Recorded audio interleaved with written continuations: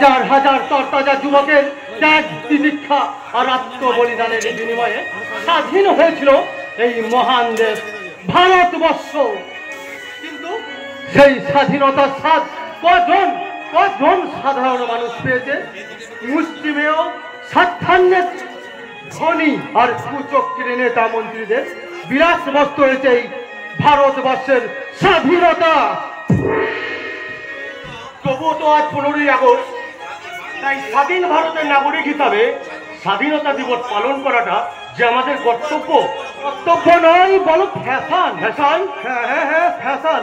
স্বাধীনতা দিবস পালন করাটা আজ আমাদের সকলের কাছে একটা ফ্যাশন হয়ে দাঁড়িয়েছে। ভাস্করদা, কি বলছেন আপনি? হ্যাঁ ঠিকই বলছি। কিসের স্বাধীনতা পেয়েছো তুমি?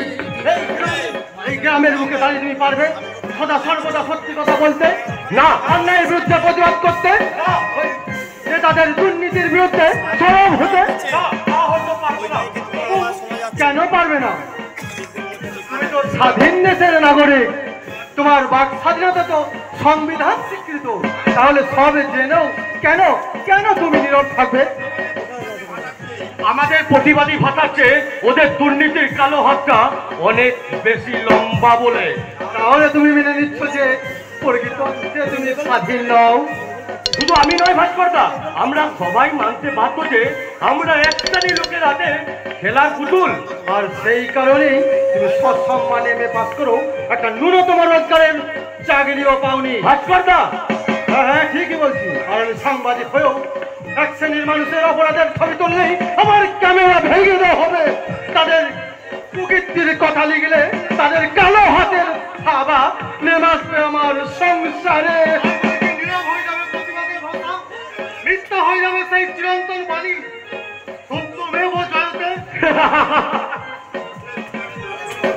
সত্যের পূজারী চন্দ্রকান্ত চৌধুরী আর কতকাল সত্যের মুখোশ করে মিথ্যের অভিনয় করে যাব বলতে পারো? কতদিন না এই নগ্ন সমাজ ব্যবস্থা আমূল পরিবর্তন হবে?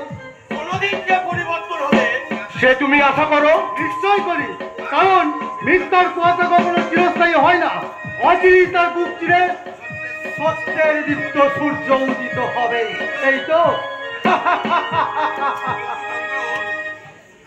কিন্তু চন্দ্র, সেই আনার দায়িত্ব আমরা যাদের হাতে অর্পণ করেছি, সেই দেশ সেবক জননেতা আর মন্ত্রীরাই তো অন্যায় আর দুর্নীতির পাকে আকণ্ঠ ডুবে আছে। কিন্তু এই দেশের সুশিক্ষিত যুব সমাজ আজ আমার মতো অভাব অনটন আর বেকারত্বের জ্বালায় পক্ষাঘাতগ্রস্ত একটি জীবাশ্ম, যাদের দিয়ে কোনো ভালো কাজ হবে না। এ তোমার ভুল ধারণা, কারণ অন্যায় আর অত্যাচারে খোঁজা খেলি এদেশের শিক্ষিত সমাজের ঘুমন্ত বিবেকটা ক্ষিপ্ত আহত সিংহের মতো গর্জন করে উঠবে।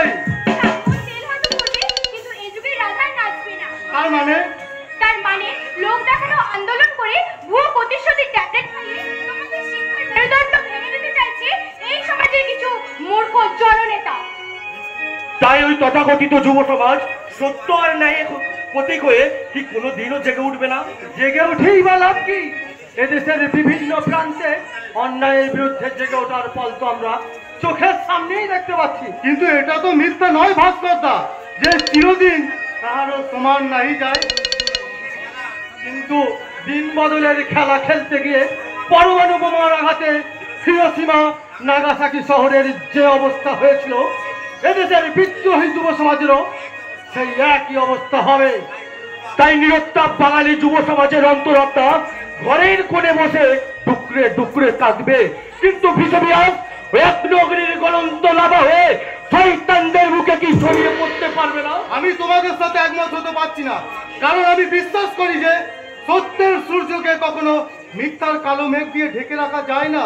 তাহলে বছরের পর বছর সাধারণ মানুষের বাঁচার স্বাধীনতাকে এই নিলাম বাজারে বিক্রি করে তাদেরকে জীবন্ত সব করে রেখেছ কি করে?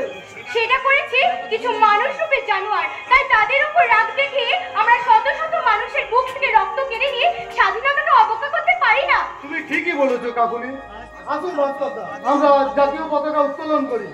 কাকুলি, তুই মালা দিয়ে নেতাজির ছবি আর পতাকাটাকে সাজিয়ে দে। সেটা তোমাকে বলতে হবে না।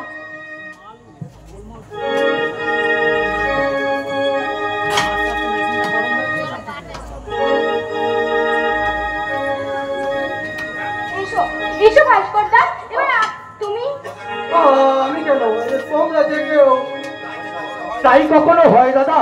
আপনার মতো নির্ভীক সাংবাদিকের হাতে পতাকা উত্তোলন দেখবে বলে এত গ্রামবাসী এখানে জড়ো হয়েছে। বেশ, তবে তাই হোক। কাকলি, তোমরা সকলে গান শুরু করো।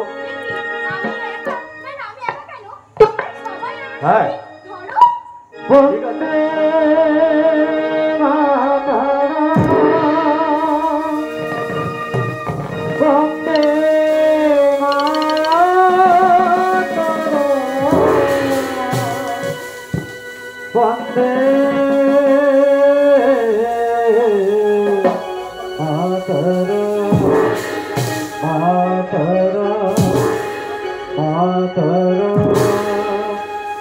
এই দেশ আমার জন্মভূমি,